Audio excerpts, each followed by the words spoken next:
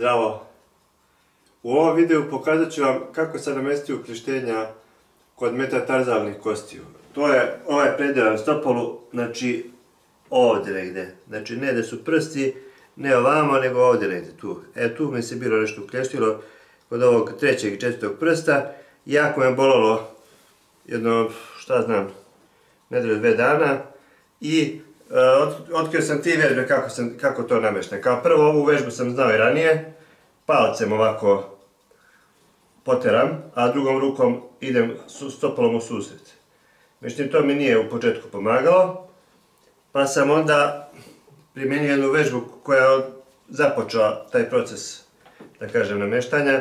Uhvatim stopalo sa obe šake i idem ovako, to jest radio sam preko kolena.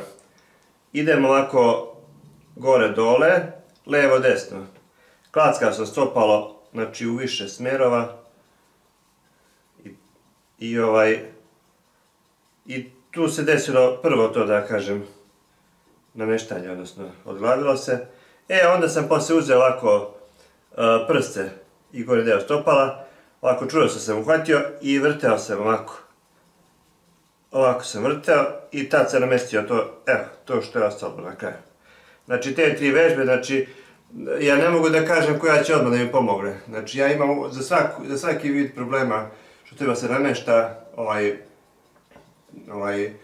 imam više vežbi i to vrtim u krug pa koja pre pomogne. Eto toliko, pozdrav.